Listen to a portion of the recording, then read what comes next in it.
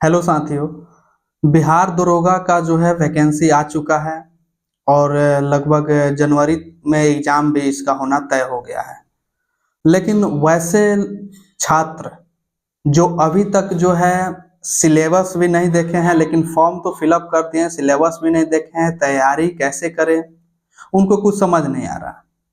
तो उनके लिए ये वीडियो बहुत महत्वपूर्ण हो रहा है, क्योंकि आज से इसी चैनल पर जो है डेली मैं आप सभी को जो है बिहार दरोगा से रिलेटेड सारे सब्जेक्ट को एग्जाम से पहले कवर कराने का प्रयास करूंगा और मॉक टेस्ट वगैरह ये जो भी है ये सारा चीज करूंगा। तो हमारा बिहार दरोगा से रिलेटेड ये पहला लेक्चर है, जिसमें जो है हम आज पहले दिन ही सिलेबस के ऊपर चर्चा करने वाले हैं। सबसे पहले सिलेबस का बात किया जाए तो बिहार दरोगा का एग्जाम जो है 3 चरणों में किया जाता है। प्रीलिम्स, मेंस और फिजिकल।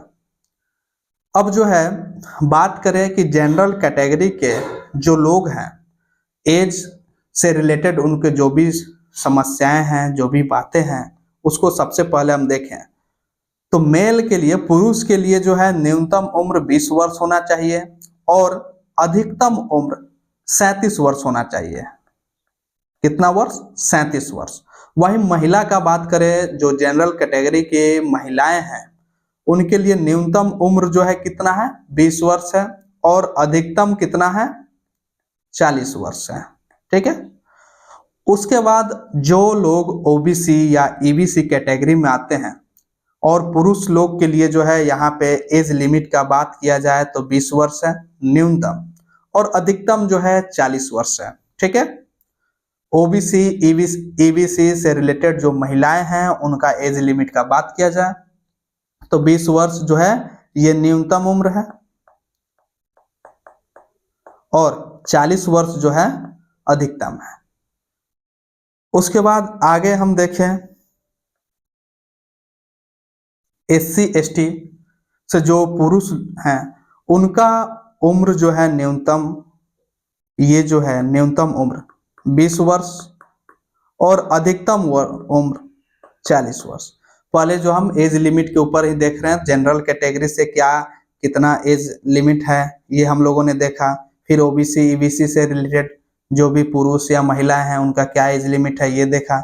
एससी एसटी के लिए देखा कि पुरुष के लिए जो है न्यूनतम 20 वर्ष और अधिकतम जो है 42 वर्ष, 42 वर्ष। महिलाओं के लिए देखें तो 20 वर्ष और 42 वर्ष, यानी कि पुरुष और महिला एससी एसटी से हैं तो ये दोनों सेम रहता है।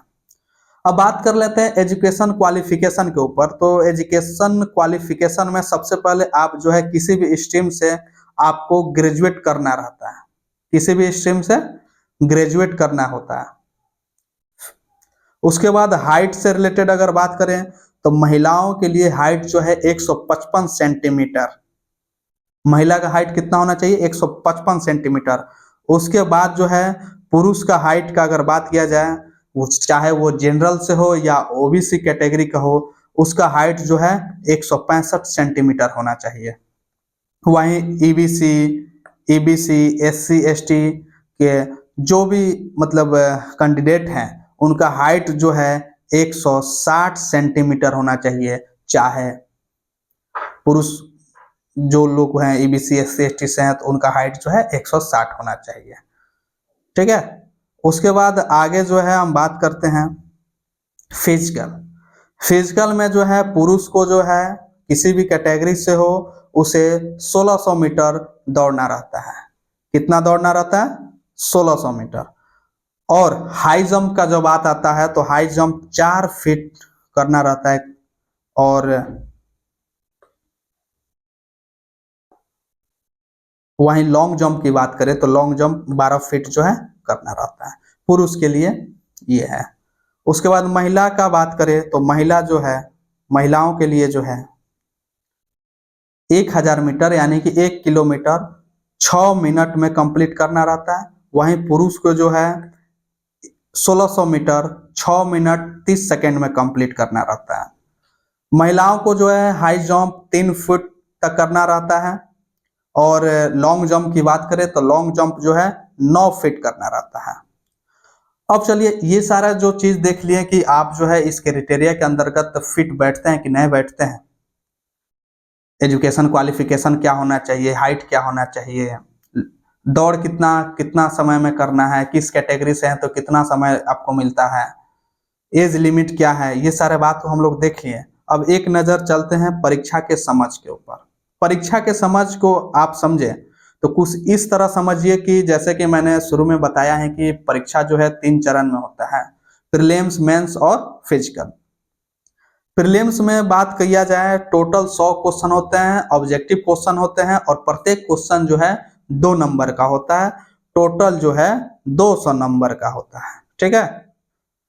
वहीं अगर मेंस में बात किया जाए तो मेंस भी ऑब्जेक्टिव बेस पे क्वेश्चन रहता है, इसमें टोटल 100 क्वेश्चन रहते हैं, टोटल नंबर जो है 200 नंबर के, यानी कि प्रत्येक क्वेश्चन 2 नंबर का। और फिजिकल अभी हम लोगों ने ऊपर देखा ही। अगर बात किया जाए इसमें निगेटिव मार्किंग का तो 0.2 नंबर जो है निगेटिव मार्किंग रहता है इसमें। समझिए तो ना के बराबर रहता है 1/10। अगर 10 क्वेश्चन आप गलत करते हैं तो एक क्वेश्चन अगर सही होता है तो उसका नंबर काट लिया जाएगा, ठीक है। अब मेंस में अगर हम बात करें तो मेंस का हम देखें तो मेंस में प्रथम पेपर और द्वितीय पेपर। प्रथम पेपर जो है होता है आपका सामान्य हिंदी का। सामान्य हिंदी का इसमें भी 100 क्वेश्चन रहता है, ऑब्जेक्टिव क्वेश्चन रहते हैं, टोटल 200 मार्क्स के होते हैं। और ये क्वालिफाइंग नेचर का होता है, इसमें केवल क्वालिफाई करना रहता है। 200 नंबर के हो गए, 100 क्वेश्चन हो गए, ऑब्जेक्टिव हो गए, क्वालिफाइंग करना है। द्वितीय जो पेपर होता है, दूसरा पेपर जो होता है वो जीएस का होता है, जिसमें टोटल 100 क्वेश्चन होते हैं, प्रत्येक क्वेश्चन 2 नंबर के, 200 नंबर का होता है। और मेरिट जो है आपका इसी पेपर से, जीएस पेपर से ही मेंस का बनता है। हम लोगों ने अभी क्या समझा, मेरिट जो है मेंस के द्वितीय पेपर यानी कि जीएस से बनता है। अब बात कर लेते हैं जीएस जो है। अब देखिए मेरिट जिससे बनता है वो तो महत्वपूर्ण हमारे लिए हो गया। तो जीएस में जो है पीटी और मेंस में किस पोर्शन से कितने क्वेश्चन पूछे जाते हैं इसे हम देखेंगे। सबसे पहले बात करें तो प्रीलिम्स में जो है करंट से जो है 20 से 25 क्वेश्चन पूछे जाते हैं। करंट से कितने क्वेश्चन पूछे जाते हैं? 20 से 25। जियोग्राफी यानी कि भूगोल से जो है 12 क्वेश्चन पूछे जाते हैं। उसके बाद पॉलिटी से जो है 10 क्वेश्चन, इकोनॉमिक्स से जो है 10 क्वेश्चन, साइंस मैंने यहाँ पे लिखा है, साइंस से जो है 15 क्वेश्चन पूछे जाते हैं। वहीं अगर हम बात करें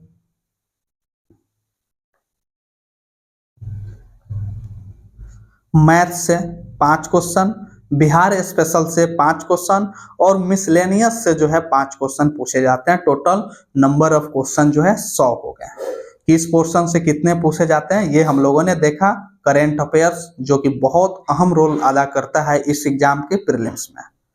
हिस्ट्री से 17 क्वेश्चन, हिस्ट्री में अब आइएगा तो ancient history, medieval history, modern history, ये तीनों पढ़ना रहता है। जियोग्राफी में जो है इंडियन जियोग्राफी से ज्यादा क्वेश्चन पूछे जाते हैं। वर्ल्ड जियोग्राफी भी आपको पढ़ना रहता है। पॉलिटी से जो है 10 क्वेश्चन है, ये तो फिक्स ही है।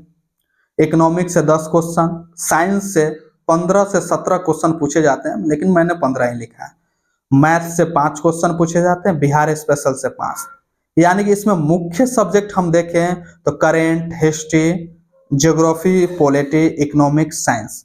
अगर ये आप कंप्लीट करते हैं तब जाके आपका एग्जाम प्रीलिम्स का निकलेगा।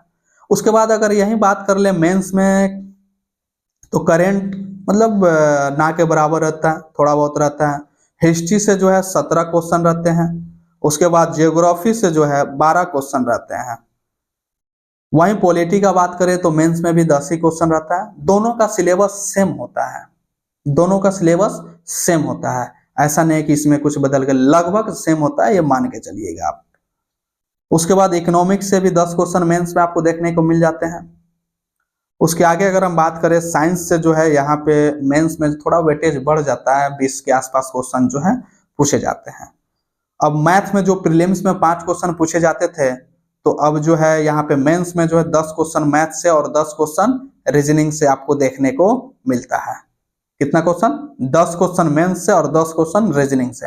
यानी कि मेंस अगर क्वालिफाई करना है, मेरिट आपको बनाना है, तो आपको मैथ रीजनिंग पे भी ध्यान देना होगा। ठीक है। बिहार स्पेशल से 6 क्वेश्चन जो है मेंस में पूछे जाते हैं।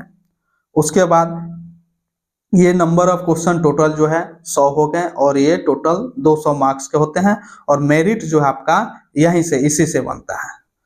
तो आई होप बिहार दरोगा के जो सिलेबस है उसके बारे में कुछ समझ बन गया होगा।